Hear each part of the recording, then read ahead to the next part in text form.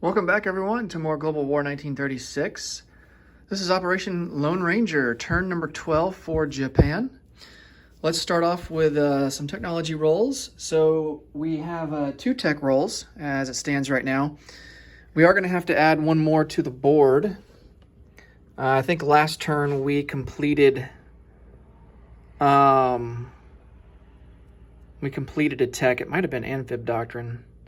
But at any rate, we are going to go for long-range aircraft. And then the second tech I think we're going to go for is going to be... it's between large ship construction and improved factories.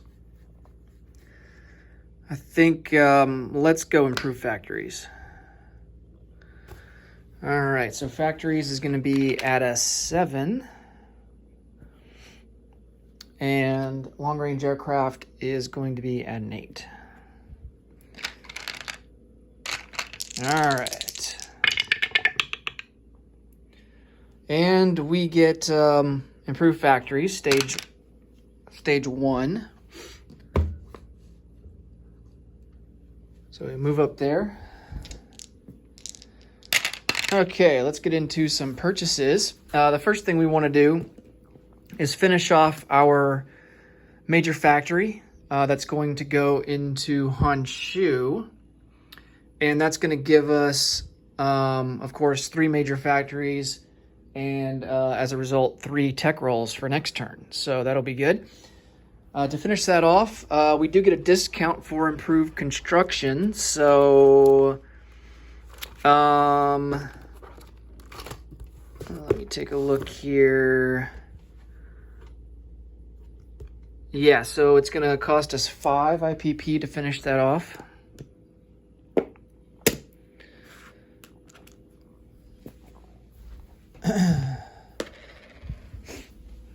And then what else do we want to purchase? We have 4 attack naval transports that might be good for now. Maybe we focus on building up our naval fleet. We do need to finish off this carrier, so we do get a discount for that as well. That is going to be a 4 to finish that off, 4 IPP. We'll spend 5 and get 1 back. Now, I do believe the United States gets boosted up by 1 IPP because of that action. I'm going to confirm that, though. Let's see. Completes a capital ship. Far East Command's already at their max. USA gets 1 plus 1 each time. So USA will go up 1 to 52. So they're tied with us now for IPP. Okay. Let's see. Definitely want to focus on building up our Navy. We've got all these land forces here in our home country of Japan, and they're just waiting to be dispersed to kind of get situated. So we've got another fleet down here. Let's see, total we're going to have 1, 2, 3 carriers, a light carrier. Thinking we need a couple more battleships, maybe. So the reason, it's kind of like a naval race here with the United States and Japan, because once they go to war, there is a strategic objective here.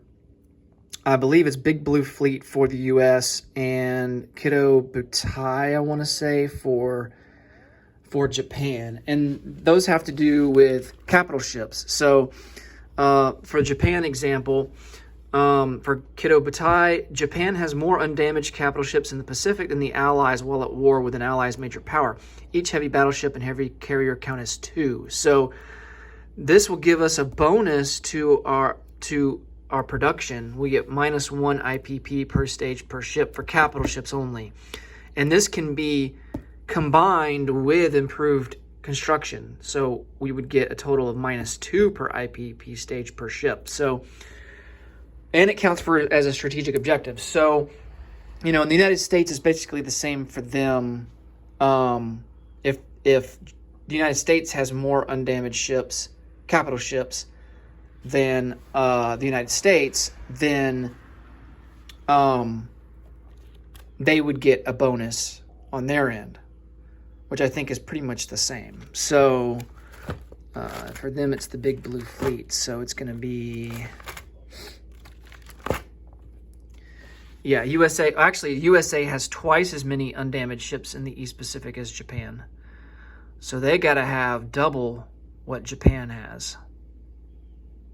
So, but the bonus is the same, and it counts for a strategic objective. So, so the United States would have to have 4 undamaged. Like, just for an example, the United States would have to have, like right now they have 4. They have 4 undamaged capital ships in the Pacific, 2 battleships and 2 carriers. Japan has 1, 2, 3, 4. They have 4 as well. So in this instance, Japan doesn't have more than the U.S. They only need to have 1 more to get the strategic bonus. The U.S. needs double of what Japan has. So in this case, the U.S. would need to have 8. And Japan would only need to have 5. So now this is only when the USA and Japan are at war. So at peace, it doesn't count.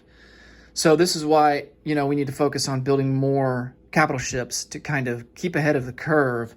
Because as you can see, the U.S. is going to be out producing us in terms of IPP, especially once they get to their wartime income. And then once they start attacking and taking over areas, whether it's over in Europe or whether it's here in the Pacific, then, they're going to be able to churn out more ships for that strategic objective. So I think what we want to do is let's go ahead and put 2 more battleships on the board.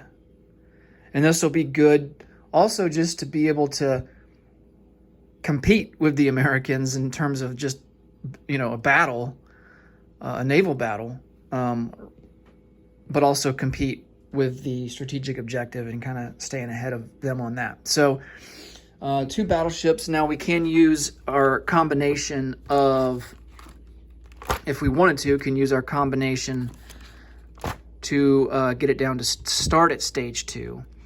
And that will cost us 12 per battleship. So the total of 24. So let's do that.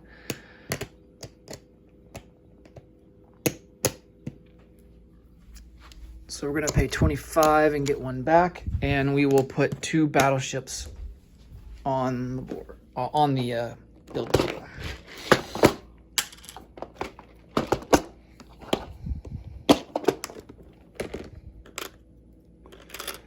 All right, and they will start at stage 2. Now,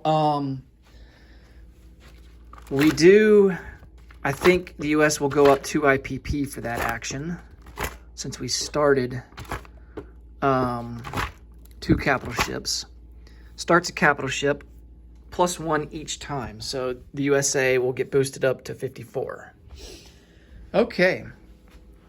What else do we want to purchase? It's always good to keep pumping out Marine units. So let's pay 8 and do the max and purchase 2 of those. Since the war coming out with the U.S. will involve a lot of Marine type actions, a lot of amphibious actions. So it's always good to have plenty of Marines. So for this carrier, we're also going to need some planes. We do have a fighter already. So let's balance that out and get a tactical bomber. That's going to cost us 11.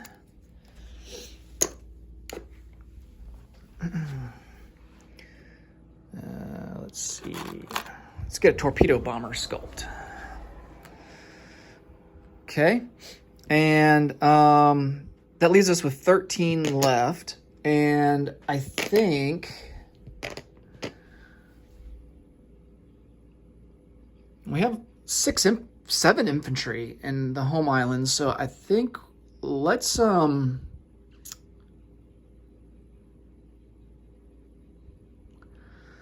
purchase 2 medium armor. Of course, we're going to use those in the India theater. Most likely.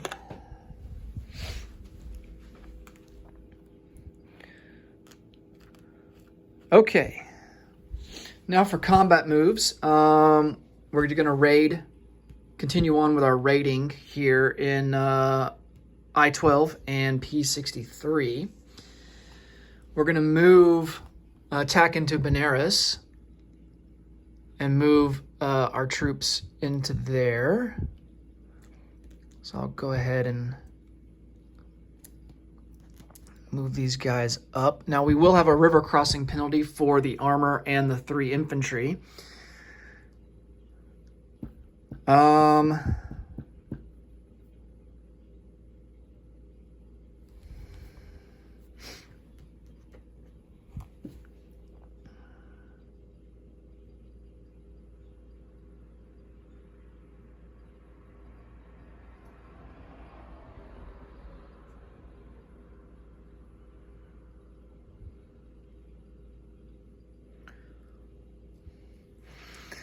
We're going to take this 1 infantry in Burma.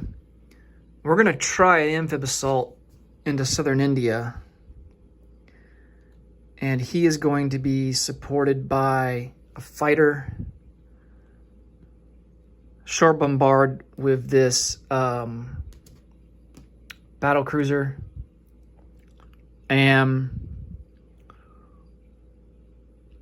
we're also going to send from Siam. I don't know if they can make it from Siam. 1, 2, 3, 4, 5, 6. We don't have long-range aircraft. Yeah, we're only stage 1 there. So, but our medium bomber can definitely join. He has the range. He has a range of 7.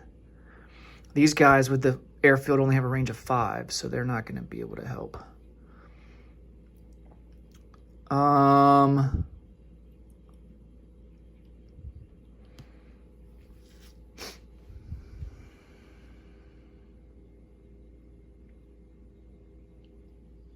We're still not declaring war on the U.S. Not yet. They still have a little ways to go to get to their wartime income. 1, 2, 3, 4. They have 9, so they'd have to roll a 9 on a 9 or higher on their turn to get to that.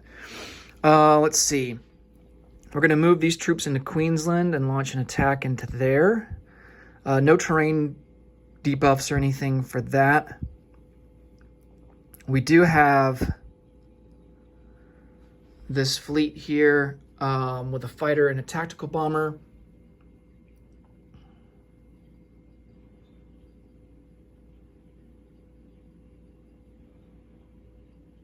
I'm just trying to decide if I also want to attack New South Wales.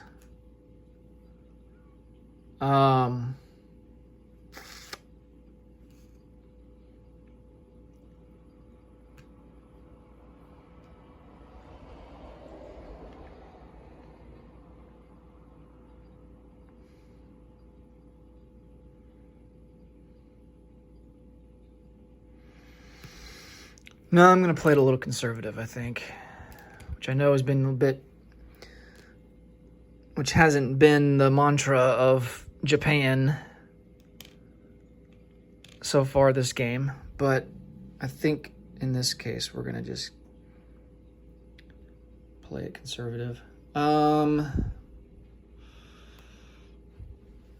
me get some of these battle markers out so I don't forget. So we got one there. Of course, this one here. It's mostly just so I don't forget to do the rating, because that can be easy to forget. Benares, Southern India.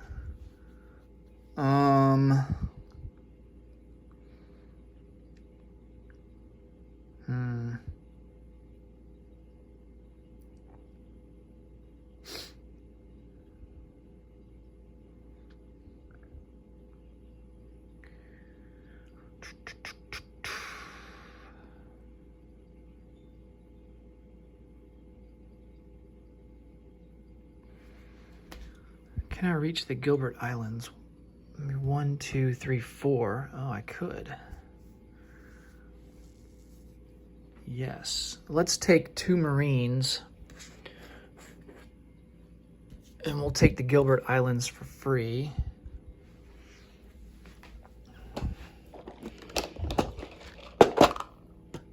I don't think they're a part of a strategic objective, but I could be wrong. I'll have to look that up.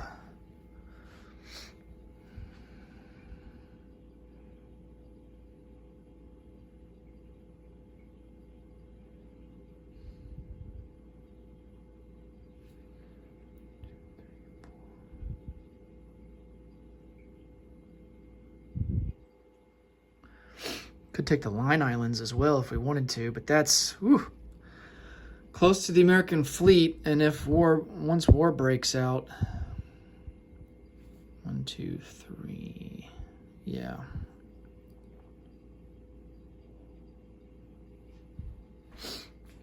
Sure, why not? Let's do it. 1, 2, 3, 4. We'll take the Line Islands from the British for free.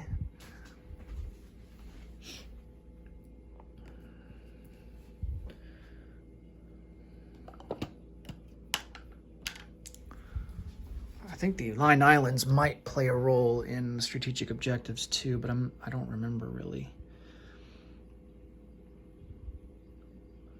I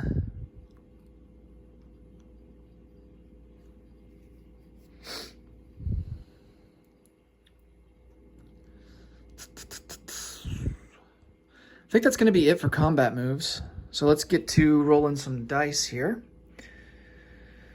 Let's start out with convoy rating. We'll do the coastal subs here. So we get a +1 for the coastal sub. The British will get +1 because they have radar. So the whatever we roll, that's going to be what the difference is. No damage. Second coastal sub. No damage. Okay. So here for these fleet submarines in P63, Japan will get +2, and then the Commonwealth get +1. So 2 to 1. And we don't do any damage there. 6 to a 4. And then the second submarine, we do 1 damage. 5 to a 4. Well, that was pretty pitiful. So 1 goes there. Take these off the board. All right, let's start with Queensland. So we have a tactical bomber at a 7. And there's a hit. Fighter at a 6. There's a hit. I think that's all the hits that we need. Yep. And he's got 2 defenders, 2 infantry at a 4. Wow, he gets 2 hits. Woo! Ouch. Oh, man. All right, we'll lose... Man.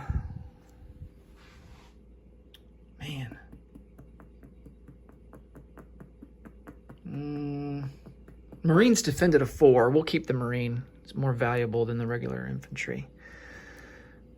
Okay, well, we take it, but we suffer casualties there. The fighters will go back to the carrier. I am going to bring this fleet in the non-combat movement down 1 1, 2, 3. So I'm going to go ahead and move that. That'll count as non-combat. So the planes will go 1, 2. Actually, Queensland coast is connected to the Tasman Sea, so it's only going to cost 3 fuel. 1, actually only 2. Okay. Oh yeah, except for this this transport here, we're gonna move him in the non-combat phase separately. All right, so we take Queensland. It's worth 1, but wasn't without casualties. So Anzac goes down 1, and Japan goes up 1 to 53. Okay.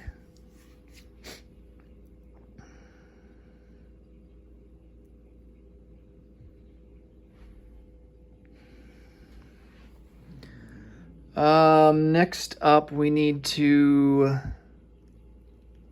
resolve Benares.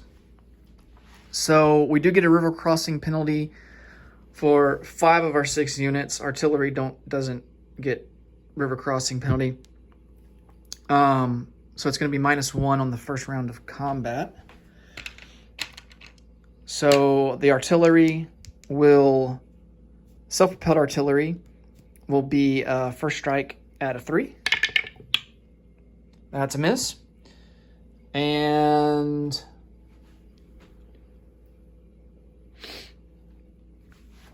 we have 2 medium armor.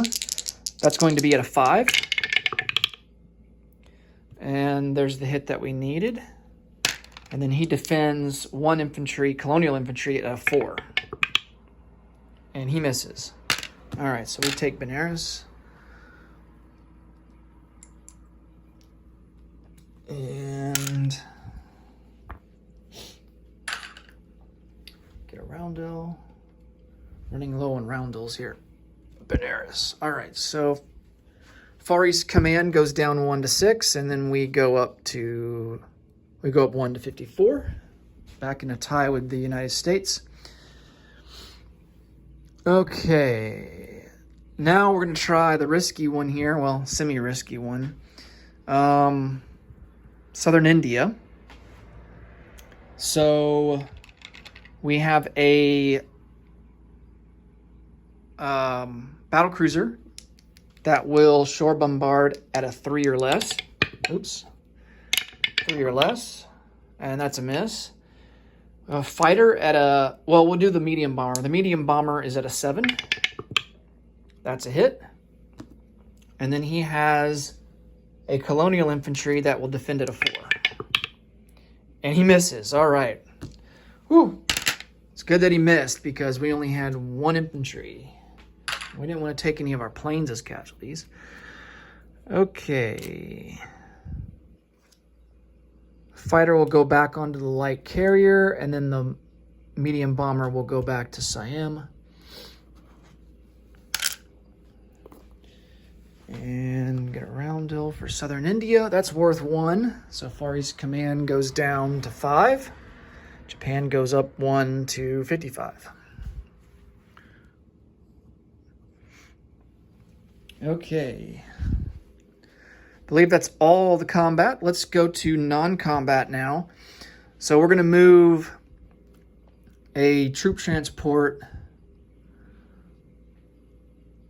We don't have any ports to start from, so we only get a movement of 3.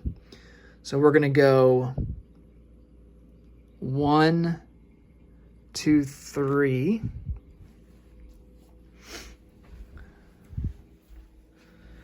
These troop transports will come up. They only have a movement of 3, a range of 3 as well, so they'll go 1, 2, 3 off the Marshall, or hold up, they'll go up to Okinawa.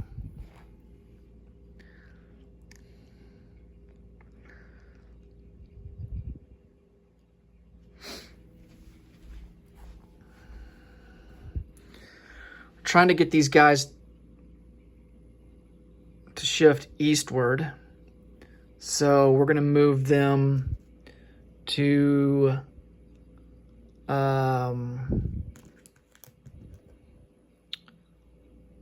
1, 2, 3 to the Caroline Islands.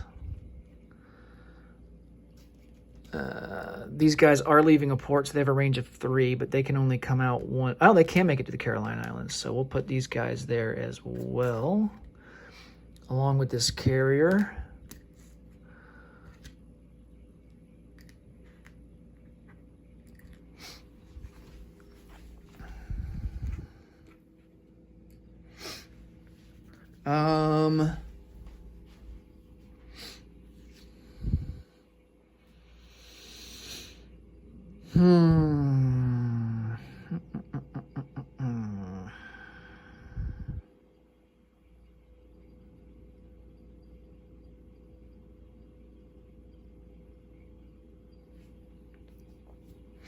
I'm trying to decide if I prefer to have this fleet up there rather than down here.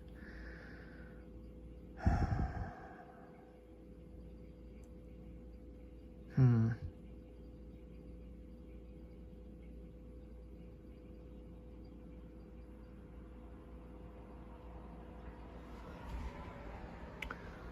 destroyers, torpedo boat destroyers, and light cruisers. All right, let's bring down... I think they're fine. Let's bring down this army to Shanghai.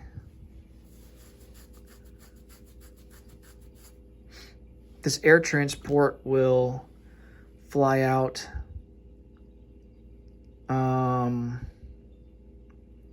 He'll go to Korea. 1, 2, 3, 4. Does he have a range of 6? Can we make it back to Tokyo? Let's see. Because if he does, then we'll just go ahead and... Yeah, he's got a range of 6, so... So 4 to Korea, 5 Sea of Japan, 6 into Honshu. We're going to use...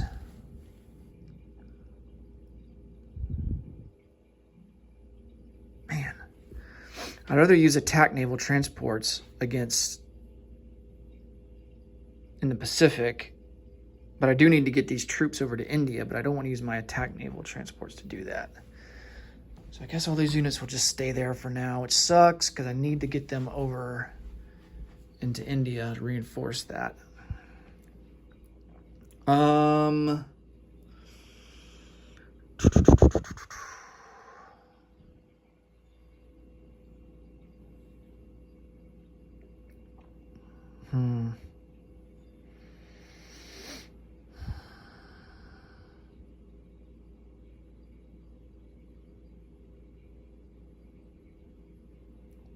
Okay. I think that's going to be it for non-combat.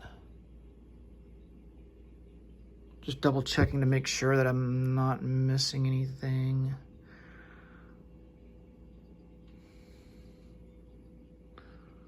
Japan.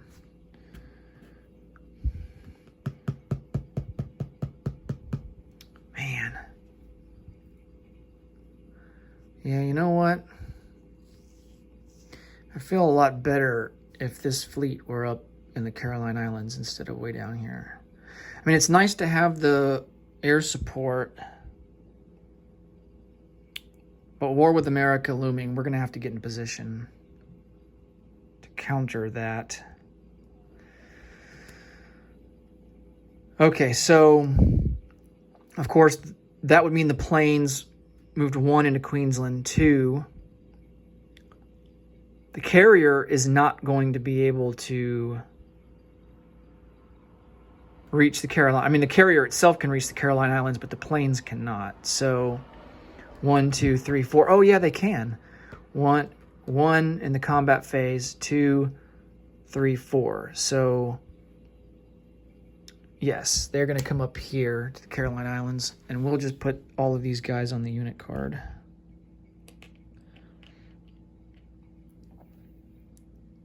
One, 2, 3.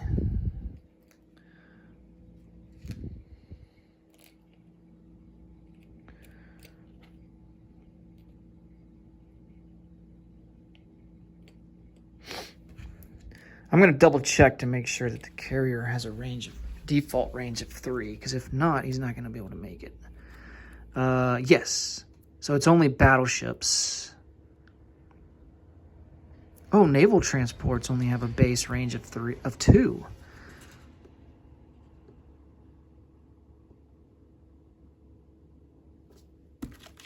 Have I been doing that wrong this whole time? Well, interesting. Okay, so naval transports only have a range of 2. So this guy's going to have to go back to P-52. And these guys here are going to have to go back to the Mariana Islands. Well, that sucks. Okay. I'll have to remember that. Man, I could have swore they had a range of 3. Yeah, they've only got a range of 2. Let me look here. Yeah, movement of 2.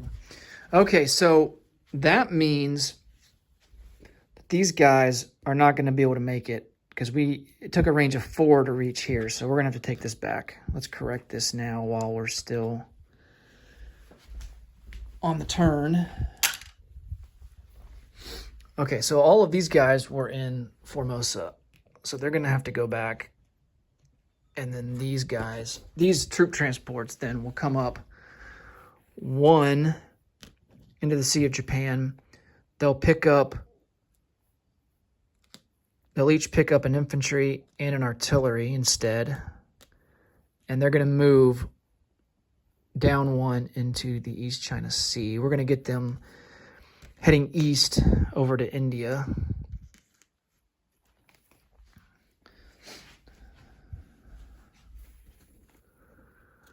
Okay.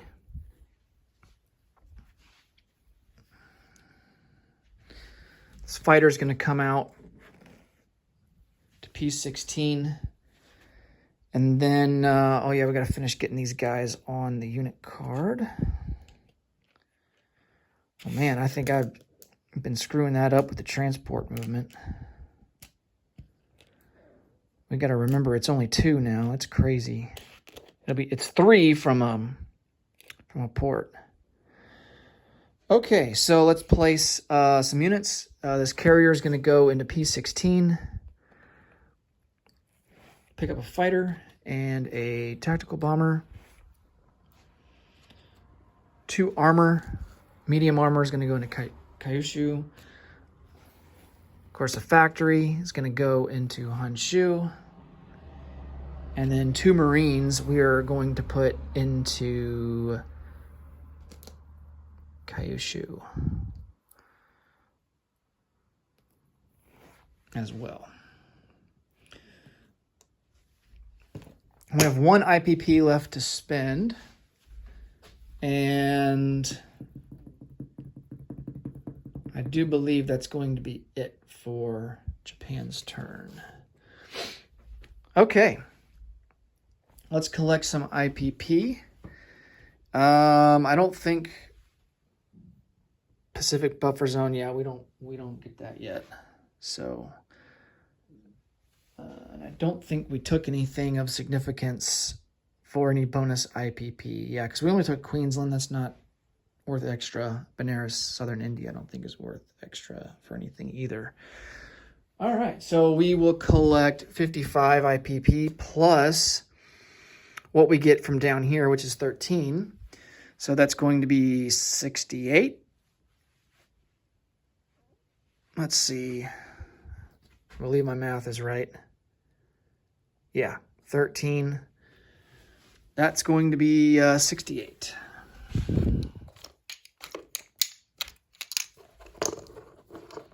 $40, $50, $60, 2, 3, 68.